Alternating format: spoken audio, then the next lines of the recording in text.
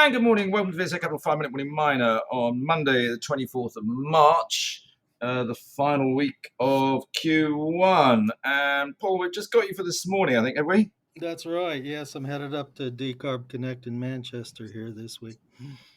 Okay. And it's all a bit itsy bitsy this morning. But let's talk first about Goldplat. They actually seem to be perking up at last. Talk through that. Well, it seems to be because of the gold price rise as much as anything, because revenues were actually down in the interim results that they released today. The operating profit was also down a little bit at 2.6 million sterling, which is about 300,000 less than the prior period or comparable period. Revenue was, however, down by 21%, which isn't nice to see when the gold price is moving so strongly in the direction you want it to.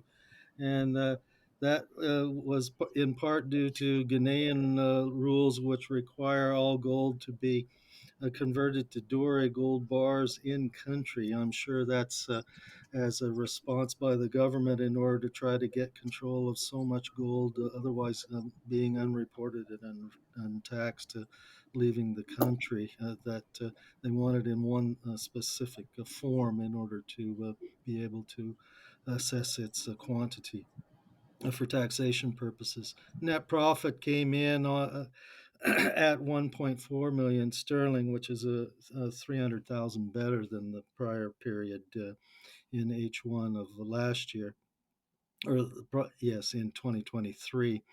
And the group cash balance was also came down a little bit due to some capital expenditures in order to improve recovery of gold from concentrates in Ghana in particular. So it's a mixed set of results, but they are benefiting from the better gold price for a better number on the bottom line.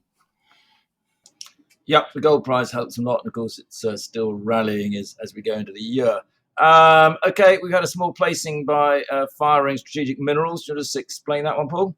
Yes, that Firering with a placing out there to get more money into the coffers as they have ramping up their activity here. I'm trying to get it up on my page so I can read from it here. Okay, and I'll tell you what, why don't you... I got it now. I've got it. It's gross proceeds of 1.5 million sterling here, with the issue of just shy of 44 million shares at 3.5 pence.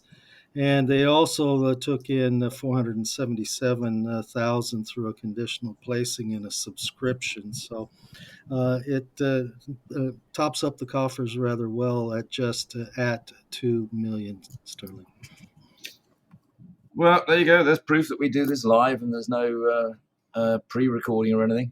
Why don't you just finish off quickly, Paul, with Pulsar Helium, who've made various announcements this morning.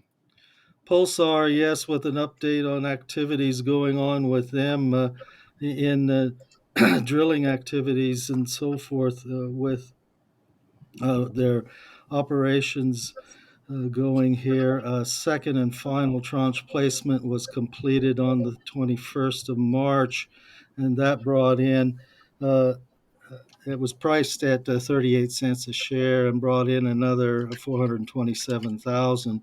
And along with the first tranche, that brought in a total of just shy of $2.5 million in proceeds.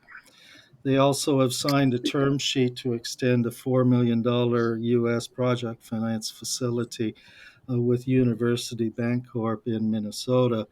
And they also had the positive drilling results at their Topaz project, and their flow testing is imminent on two of their newer Jetstream project wells. So this kind of capital just making sure that they can stay on schedule as they advance their helium finds.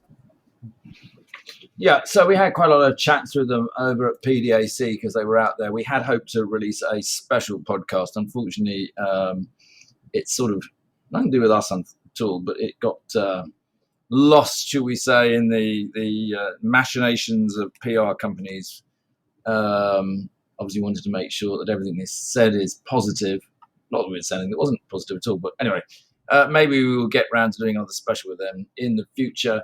Also, just worth mentioning this morning, back in the last week, we talked a lot about the copper price, and it is still going up today as we speak, which should be good news for Camel, which actually this morning is up 7 pence, but it didn't really go anywhere, particularly on its figures last week. So we need maybe the roadshow they're doing after the figures is going to get some activity in it. Paul, you go and enjoy your conference. I'll be back with Ollie tomorrow, I think. Very good. Thank you. This podcast has been produced and edited by VSA Capital. It is intended for information purposes and not as investment advice. The information is intended for recipients who understand the risks associated with equity investments in smaller companies. Please do your own research and do not rely on a single source when making an investment decision. VSA Capital may derive fees from this content and seeks to do business with the companies mentioned.